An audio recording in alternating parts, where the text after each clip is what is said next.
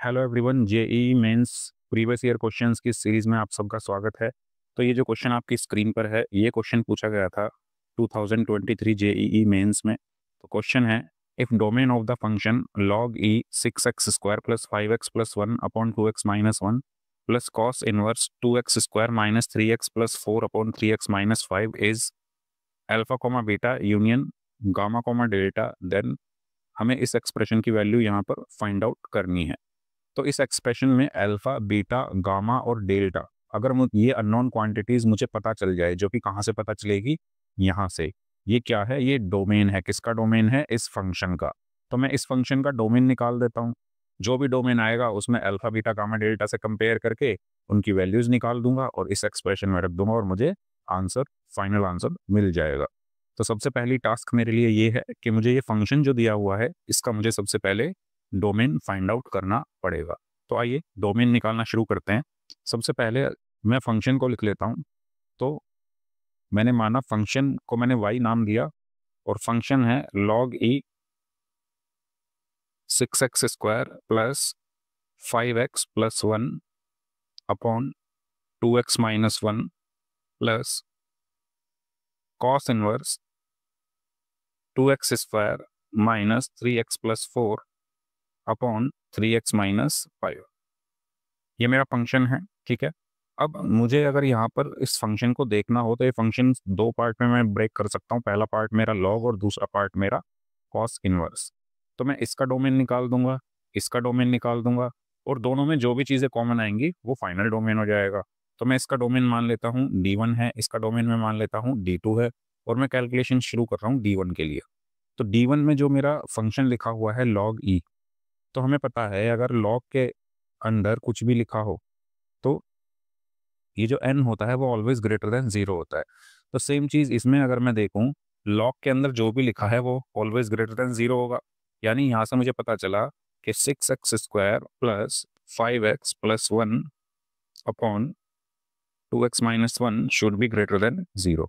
और मैं यहाँ अगर इस इनक्वालिटी को सॉल्व करने के लिए इसके न्यूमरेटर को फैक्टराइज करूं तो ये आएगा 6x² plus 3x plus 2x plus 1 upon 2x minus 1 is greater than 0।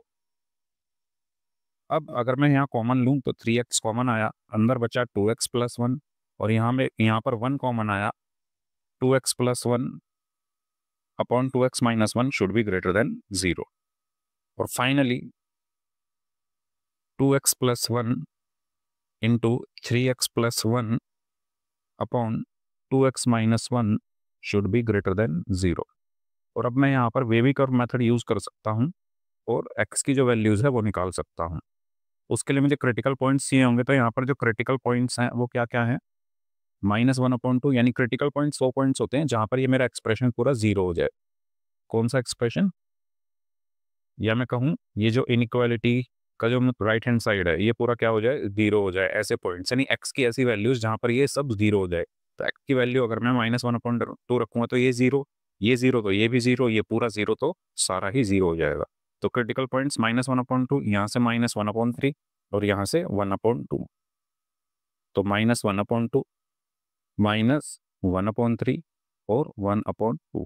In critical points को अगर मैं नंबर लाइन पर लिखूं तो सबसे पहले आएगा 1/2, ठीक है।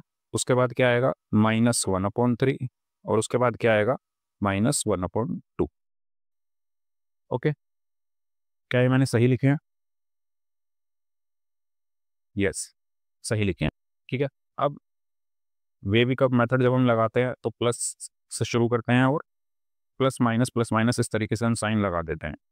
अब क्योंकि ये ग्रेटर देन 0 है, इक्वल टू का साइन तो यहाँ है ही नहीं, है ना। अगर हम यहाँ पर साइन देखें तो सिर्फ ग्रेटर देन का है, इक्वल टू का साइन नहीं है। यानी ये जितने भी क्रिटिकल पॉइंट्स है ये सब इन्वॉल्व नहीं है। और अगर ये सब इन्वॉल्व नहीं है तो इन पर हम क्या लगा देंगे? होलो सर्कल लगा देंगे, ठीक है। अब क्योंकि ग्रेटर देन 0 की बात है तो सिर्फ हम प्लस वाली चीज़ों को मार्क कर लेंगे। तो यहाँ पर जो x है वो बिलोंग करता है हमारा, क्योंकि 1/2 को हमें इंक्लूड नहीं करना तो ओपन इंटरवल, -1/2 से -1/3 यूनियन 1/2 से इन्फिनिटी, ठीक है। तो जो मेरा लॉग वाला फंक्शन था, यानी जो मेरा d1 था, d1 को सॉल्व करके मुझे x की जो वैल्यू मिली वो ये मिली। ठीक है, इसको मैं नाम दे देता हूँ फर्स्ट। फाइनली मेरा फर्स्ट वाला सॉल्व हुआ। अब हम बात करते हैं d2 के लिए। तो अगर हम d2 को यहाँ पर ध्यान से देखें तो जो d2 है वो ये है, ठीक है, cos इनवर्स। तो मुझे अब इसका डोमेन निकालना पड़ेगा। तो क्या है ये, cos inverse 2x square minus 3x plus 4 upon 3x minus 5। तो d2 के लिए अब हम सॉल्व कर रहे हैं नेक्स्ट पेज से। तो d2 क्या है, cos इनवर्स, एक बार देख लेते हैं, 2x square minus 3x plus 4 two x square minus 3x plus 4 upon में क्या है, अपॉन में है 3x माइनस 5, 3x माइनस 5। ठीक है, अब हमें पता है कि कोस इनवर्स के अंदर जो भी चीज लिखी हो वो कहां से कहां तक वेरी करती है, या मैं कहूं इसका डोमेन क्या होता है, -1 से 1 तक होता है। तो यानी ये जो 2x square minus 3x plus 4 upon 3x minus 5 है, वो क्या होगा, -1 से बड़ा होगा और 1 से छोटा होगा। तो सबसे पहले -1 से अगर बड़ा है तो इस इनइक्वालिटी को सॉल्व कर लेते हैं। तो ये बचा 2x square minus 3x plus 4 upon 3x minus 5 plus 1 should be greater than और इक्वल टू 0। तो 2x square minus 3x plus 4 plus 3x minus 5 upon 3x minus 5 should be greater than और equal to 0। 3x से 3x cancel हुआ, तो ये बचा 2x square plus 4 minus 5 is -1 upon 3x minus 5 should be greater than और equal to 0। ठीक है, और अगर मैं इसको फैक्टराइज करूं तो मैं इसको क्या लिख सकता हूं, मैं इसको लिख सकता हूं √2x का whole square minus 1 square upon 3x minus 5 should be greater than और इक्वल टू 0। और ये बचा √2x plus 1 into √2x minus 1 upon 3x minus 5 should be greater than और इक्वल टू 0। तो मेरे क्रिटिकल पॉइंट्स यहाँ पर क्या क्या आए हैं, 1/√2, -1 अपॉन √2 और इसके अलावा 5/3। ठीक है, और अगर अगर हम यहाँ पर साइन देखें तो यहाँ पर साइन इक्वालिटी का भी है। तो इक्वालिटी का साइन है तो यानी मुझे इन दोनों को इंक्लूड करना पड़ेगा। इसको मैं इंक्लूड नहीं कर सकता क्योंकि अगर x की वैल्यू 5/3 हो गई, अगर मैंने यहाँ x की वैल्यू 5/3 रख दी तो ये पूरा एक्सप्रेशन में डिनोमिनेटर में 0 आ जाएगा जो कि नॉट डिफाइंड होता है। तो यानी ये वैल्यू मुझे नहीं यूज़ करनी, बाकी इन दोनों को यूज़ करना है। क्योंकि अगर न्यूमिनेटर में 0 होता है और डिनोमिनेटर में 0 नहीं होता है तो कोई प्रॉब्लम नहीं है, लेकिन अगर न्यूमरेटर में 0 नहीं है और डिनोमिनेटर में 0 है तो वो नॉट डिफाइंड क्वांटिटी हो जाएगी। तो इसलिए हम इन दोनों को तो इंक्लूड कर सकते हैं क्योंकि ये इक्वल टू का साइन है 0 के, लेकिन इसको हम इंक्लूड नहीं करेंगे। ठीक है, तो मैं नंबर लाइन पहले बना लेता हूँ। तो नंबर लाइन पर सबसे पहले 5/3, ठीक है, 1/√2 और -1/√2। Okay, plus minus plus minus, मुझे इसको इंक्लूड करना है, इसको इंक्लूड करना है, लेकिन इसको इंक्लूड नहीं करना है। तो यहाँ से मुझे x जो मिला वो मिला, क्योंकि ग्रेटर देन की बात हो रही है तो प्लस वाली चीज़ें मैं लूँगा। तो -1/√2 से 1/√2, ठीक है, यूनियन, अच्छा मुझे 5/3 को इंक्लूड नहीं करना है तो 5/3 से इंफिनिटी। ठीक है, और इसको मैं बोल देता हूँ ए क्यों बोला, क्योंकि ये पूरा सॉल्व नहीं हुआ है, अभी मुझे <<1 के लिए भी इसको सॉल्व करना है। ठीक है, तो अब नेक्स्ट होगा <1 के लिए। सो 2x square minus 3x plus 4 upon 3x minus 5 should be less than और इक्वल टू 1। इसके लिए अब हम सॉल्व करते हैं। ठीक है, तो 2x square minus 3x plus 4 upon 3x minus 5 -1 should be less than और equal to 0। 2x² minus 3x plus 4 minus 3x plus 5 upon 3x minus 5 should be less than और equal to 0. 2x² minus 6x plus 9 upon 3x minus 5 should be less than और equal to 0. अब यहाँ पर ध्यान देने वाली बात यह है कि इसका जो न्यूमरेटर है ना, एक सेकेंड मैं हाईलाइटर ऑन कर लूँ अच्छे से. हाँ, इसका जो न्यूमरेटर है यानी ये क्वांटिटी, इसको अगर आप देखो तो ये क्वाड्रेटिक एक्सप्रेशन है. इस क्वाड्रेटिक एक्सप्रेशन का अगर मैं डिस्क्रिमिनेंट निकालूं तो वो एक नेगेटिव क्वांटिटी आएगा, है ना, क्योंकि b² माइनस 4ac होता है. b² मतलब 36 माइनस 4ac, यानी 4 इंटू 9 इंटू 2 कितना होगा 72. तो 36 माइनस 72 क्या हुआ, एक नेगेटिव क्वांटिटी. और इसमें जो x² का कोएफिशिएंट है वो एक पॉजिटिव नंबर है. तो आपको हमेशा ध्यान रखना है, अगर आपको कोई भी एक ऐसा क्वाड्रेटिक एक्सप्रेशन मिल जाए, खासकर इनइक्वालिटी सॉल्व करते टाइम, जिसका डिस्क्रिमिनेंट लेस देन 0 हो और x² का जो कोएफिशिएंट है वो पॉजिटिव हो. मैंने क्या बोला, मैं एक बार लिख देता हूँ. ये जो हमारा न्यूमरेटर है, इसका जो डिस्क्रिमिनेंट है वो लेस देन 0 है और जो a है वो ग्रेटर देन 0 है. तो ऐसा जो हमारा क्वाड्रेटिक एक्सप्रेशन होता है वो एक ऑलवेज पॉजिटिव क्वांटिटी है, ऑलवेज पॉजिटिव क्वांटिटी. और अगर हमें किसी एक्सप्रेशन का साइन पता है तो हम उसको क्रॉस मल्टीप्लाई कर सकते हैं. तो इस एक्सप्रेशन का साइन कैसा है, पॉजिटिव. तो यानी मैं इसको क्रॉस मल्टीप्लाई कर सकता हूँ इनइक्वालिटी में. तो ये बचा 1/3x minus 5 should be less than और इक्वल टू 0.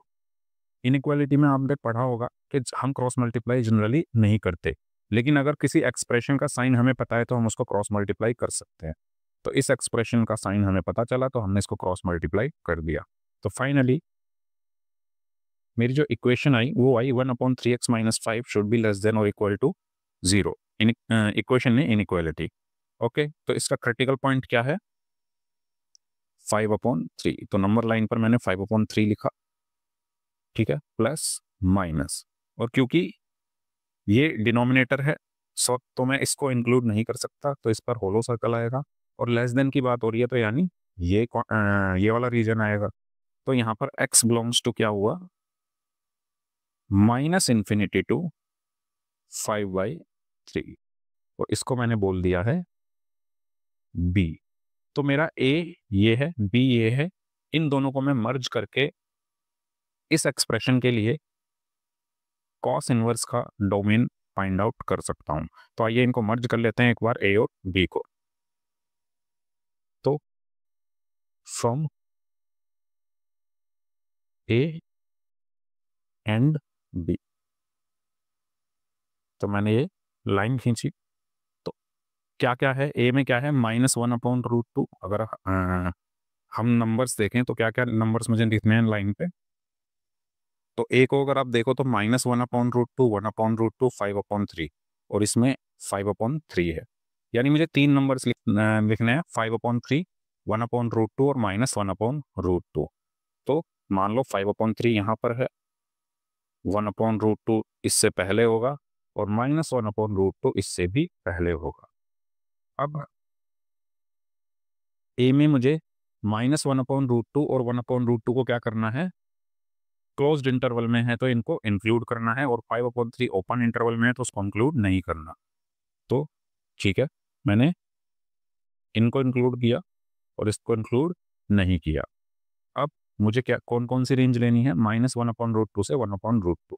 तो यानी एक तो ये और दूसरा 5/3 से इंफिनिटी, यानी ये, और -∞ टू 5/3. बी से मुझे क्या मिल रहा है, -∞ टू 5/3, यानी ये. तो कॉमन पार्ट कौन सा है, ये वाला. तो यहां से मुझे मिला x belongs to -1/√2 to 1/√2. Okay, ये तो ये आ गई है मेरी कॉस इनवर्स वाला जो d2 था, जो मैंने d2 माना था, उसका डोमेन आ चुका है -1/√2 से 1/√2 तक और क्लोज्ड इंटरवल में. और D1 कितना था, D1 क्या कितना था, एक सेकंड, D1 यही है ना, D1, हाँ हमने यहाँ पे सॉल्व किया था, तो ये D1 है। तो अब मैं एक काम करता हूँ, ये D1 और D2 को एक साथ लिख लेता हूँ।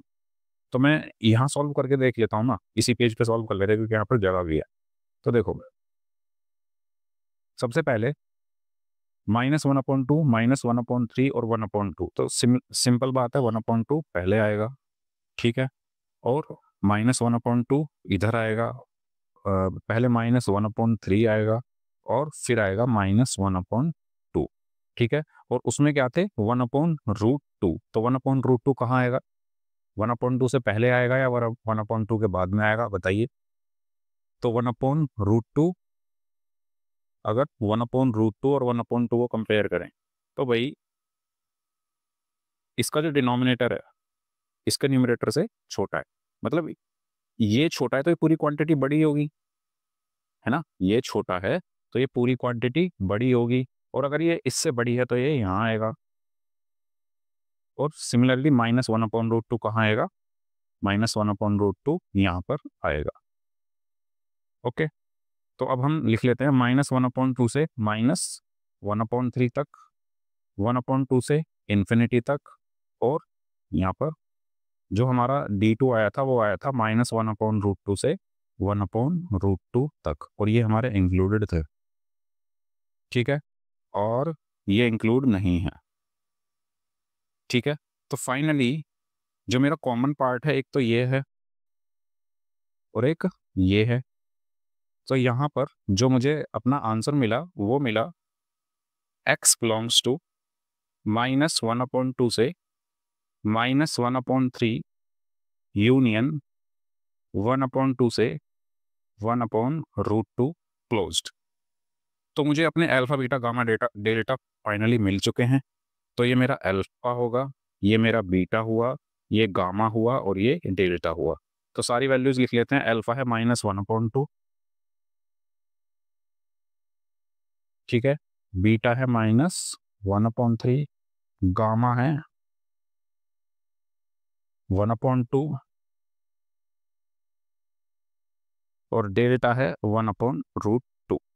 ओके, और मुझे निकालना क्या है, मुझे निकालना है, क्वेश्चन पर आते हैं, 18 into alpha square plus beta square plus gamma square plus delta square, 18 into alpha square plus beta square plus gamma square plus delta square. Delta कितना था मेरा, या मैंने लिखा था 1/√2 था, ठीक है। तो इनकी वैल्यूज रख लेते हैं। तो 18 इंटू ये हो जाएगा 1/4, ये हो जाएगा 1/9, ये हो जाएगा 1/4 और ये हो जाएगा 1/2। 1/4 और 1/4 1/2 हुआ, 1/2 और 1/2 1 हुआ, 1 प्लस, तो ये होगा 1 + 1/9, तो ये हुआ 18 इंटू 10/9 और 9 2 ज़ा 18, तो आंसर कितना आया 20। तो इस क्वेश्चन का जो फाइनल आंसर आया वो आया 20। तो सारा जो रोल था वो डोमेन निकालने का था, डोमेन निकलते ही हमारे क्वेश्चन बहुत जल्दी सॉल्व हो गया। तो उम्मीद करता हूँ आपको ये क्वेश्चन समझ में आ गया होगा। मिलते हैं नेक्स्ट वीडियो में। अगर वीडियो अच्छी लगी हो तो लाइक करना, चैनल को सब्सक्राइब करना और वीडियो को शेयर ज़रूर करना। मिलते हैं नेक्स्ट वीडियो में, बाय बाय।